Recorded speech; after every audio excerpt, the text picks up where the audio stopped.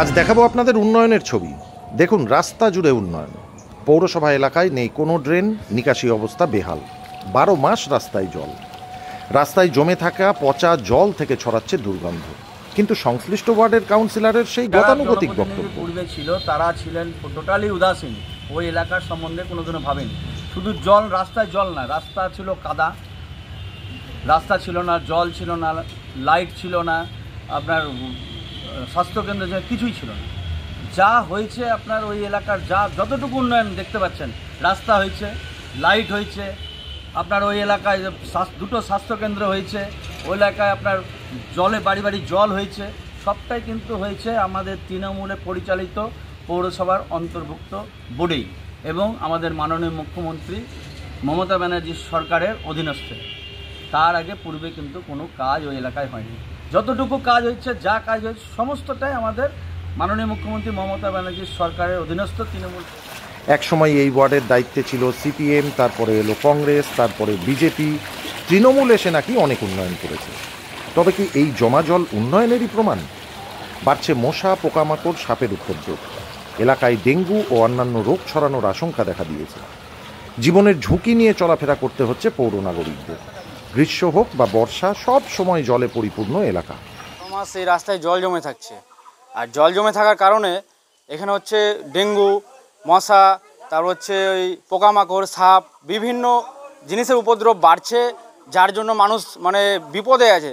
আর মানুষ এটাতে যাতায়াত করতে পারছে না। সামনে হচ্ছে স্বাস্থ্যকেন্দ্র আছে, স্বাস্থ্যকেন্দ্রে চিকিৎসার জন্য যাবে, তার আগে এখানে তো সাপের কাছে আক্রান্ত হয়ে মানুষ বিপদে পড়বে।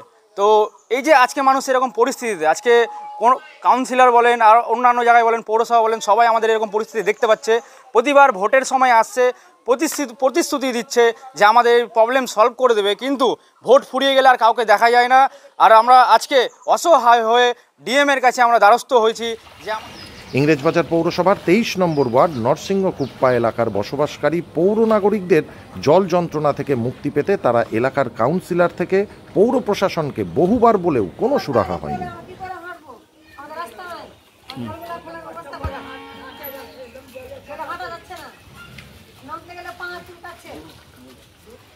আমরা এই মুহূর্তে দাঁড়িয়ে রয়েছি আমাদের নরসিংহকুপ্পার মেন রাস্তায়, যে রাস্তা দিয়ে আমরা স্বাস্থ্যকেন্দ্র আমাদের পেশেন্টদেরকে যেতে হচ্ছে।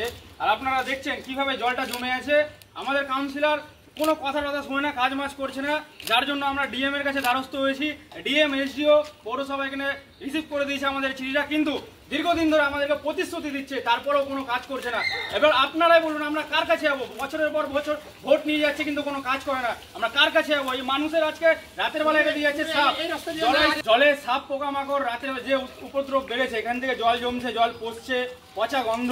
এই পচা গন্ধ, এখানে ডেঙ্গুর মশার লার্ভা সৃষ্টি হচ্ছে। এখান থেকে বহু মানুষের ডেঙ্গু জ্বর দেখা দিয়েছে। তার মধ্যে এখানে রাতের বেলা কিছু মানুষ সাপের জন্য ভয় পেয়ে রাস্তা দিয়ে চলাফেরা বন্ধ করেছে।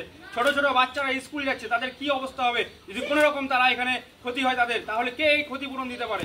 আপনারা বুঝান। বছরের পর বছর ভোট নিয়ে কাজ কেন করছেন আমাদের এখানে? কি বলো তুমি? বলো না।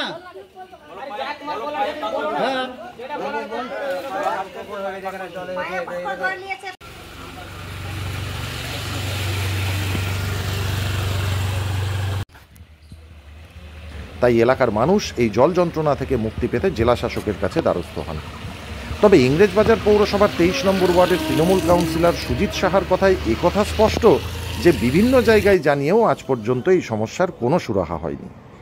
মানুষের তৃণমূল পরিচালিত ইংরেজবাজার পৌরসভার উপর ভরসা নাই, তাই জেলা শাসকের দ্বারস্থ হয়েছেন তো বিরোধী দলনেতা তথা বিজেপি কাউন্সিলর অম্লান ভাদুড়ী।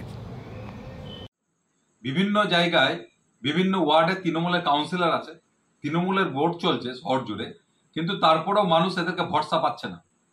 যেমন 23 নম্বর ওয়ার্ডে আমরা দেখলাম, সেখানে জমা জল সরানোর জন্য বারবার কাউন্সিলরকে বলেছে, বোর্ডে আবেদন করেছে, কিন্তু না কাউন্সিলর সাড়া দিয়েছে, না তৃণমূল পরিচালিত পৌর বোর্ড কিছু কাজ করেছে। তারা ডিস্ট্রিক্ট ম্যাজিস্ট্রেটের কাছে কমপ্লেন করেছে তাদের এলাকায় ডেঙ্গু যাতে না ছড়ায়, তাদের স্বাস্থ্যকেন্দ্রে যেতে যে রাস্তা, সেখানে জল জমে থাকছে, জমা জলে ডেঙ্গু বিভিন্ন রোগ বিসুখ হচ্ছে, কিন্তু না কাউন্সিলর তৃণমূলের না পৌর বোর্ড কেউই এই কাজগুলো করছে না। বাধ্য হয়ে তারা ডিএম সাহেবের কিন্তু কাছে অ্যাপ্লিকেশন করেছে, আবেদন করেছে।